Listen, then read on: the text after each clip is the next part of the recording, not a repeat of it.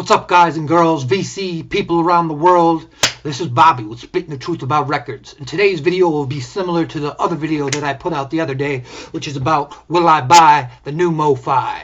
This is going to talk about the old Mofi, the Mofi of old. Will I buy them? Hell yes. Now, old Mofis like to keep a certain sound signature, and I will get into that in a minute. But for those who know me, you know how I like to get down. I like to get down with the featured record of the day, Ronnie Law's Pressure Sensitive, off 70s Blue Note label.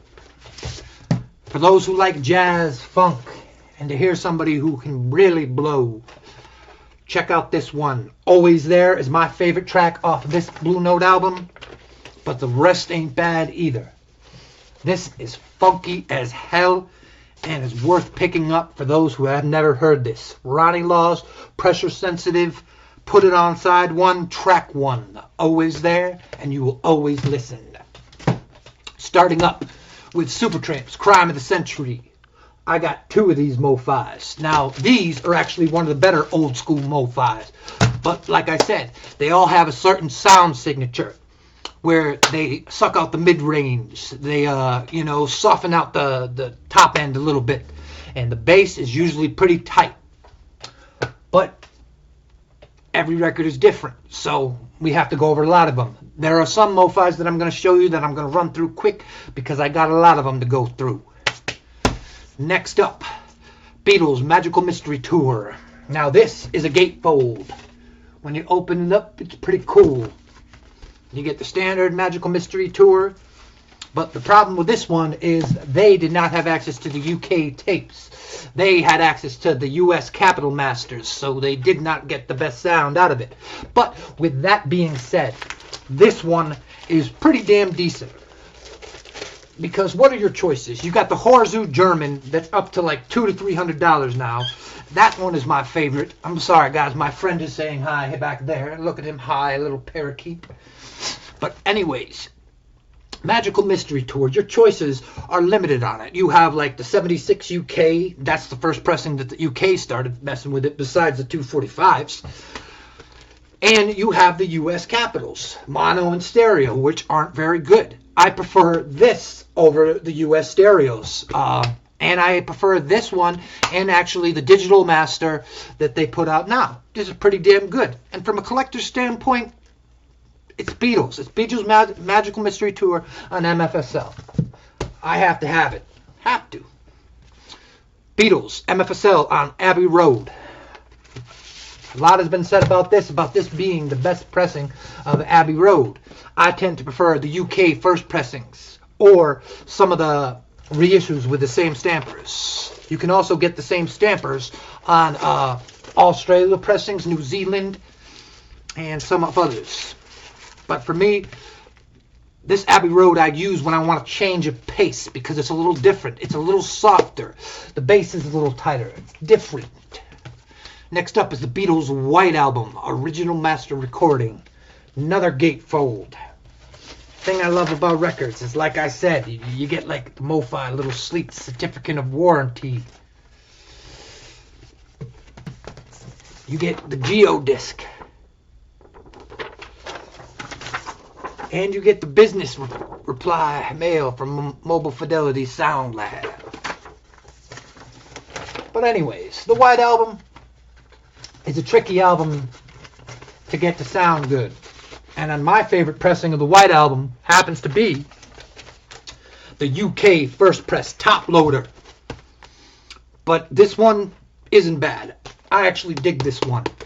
Like I said, it's more of the same sound signature. If you like that soft analog sound, you will dig this. This, some say, is bright and a little smiley face EQ, but it's the Beatles on MFSL. From a collector's standpoint, it's worth it, in my point. But it is not my favorite pressing. It is, like I said before, it is a change of pace, different sound. Bob Seger, Silver Bullet Band, Night Moves. This is a cool record to have. Once again, it's a change of pace. The sound is different. It's half-speed mastered. It's not my favorite pressing. But, it's Bob Seger on MFSL. Cool. Steely Dan's Asia.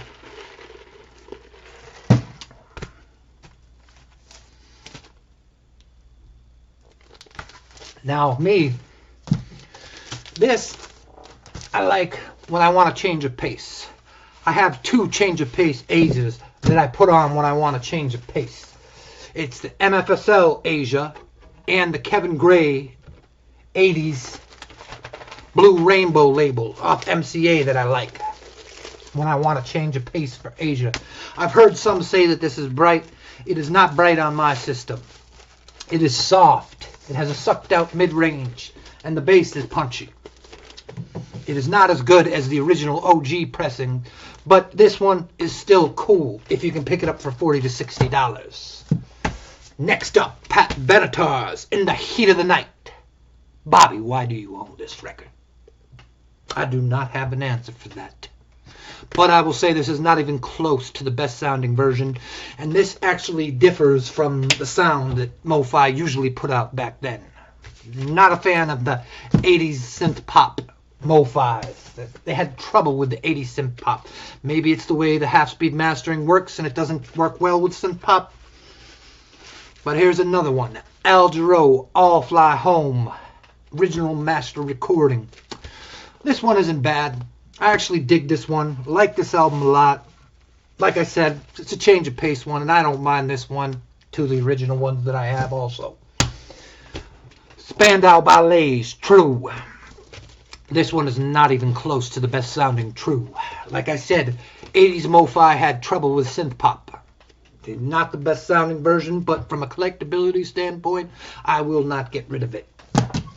Next up, Eric Clapton, Slow Hand, MFSL. Not the best sounding Mofi. I prefer my West German pressing. I prefer my UK first pressing and my US pressing. But for a change of pace of Slow Hand, I will put this on. But like I said, it's that soft analog sound. The sucked out mid-range. Joe Samples, Rainbow Seeker. Same thing on it. Sucked out mid-range, soft highs, and a tight bass. Some of you may like this. If you don't have this album is worth checking out because these can be picked up for under $20. This MFSL version. Worth it in my book. John Clemmer's Touch. Like I said in the last video, if you do not have this one, you need to pick this up because this is a brilliant record and can be had for other $20. Chuck Mangione's Feel Good. This was a record that you used to be able to pick up for under $20, but has now gone up to the $60 to $100 range. I like this version of Feel So Good. I think it sounds almost as good as my original pressings, and it sounds way better than the Canadian audiophiles. Next up, George Benson's Breezin'. This one isn't bad either. This is a C+ to B- range. The originals will sound better, more open, but like I said, this is a change of pace. This is half-speed mastering. It is either for you or it is not for you. That's what I'm trying to do, is trying to tell you how these records sound so then you can decide for yourself if it is any good for you. Now, T for Tillemans, Cat Stevens. I said before my other video, his guitars sparkle in this one. This one is a little bright and a little weird. I will not sell it just because I like the collectability of the old MFSL. And I've been collecting these since the 90s. I bought this record over 20 years ago. It's definitely a different sounding T for Tillemans. But my favorite T for Tillemans are on the A&M Original Brown label. Next up is the original master recording Crusaders, Chain Reaction. This version I dig. I think this sounds pretty damn good, and I like it. Crystal Gales, We Must Believe in Magic. This version, hey, it's the same signature of Mofi. You can get it under $20. Why not? Pablo Cruz, A Place in the Sun. Another thing. Same signature, same thing. Get it under $20, pick it up. Gordon Lightfoot. Not a fan of Gordon Lightfoot. Saw this in the stacks for under $5, so I picked it up, listened to it. This is the only copy I have of Gordon Lightfoot's Sundown, so I cannot comment any further. Earl Clues, Late Night Guitar.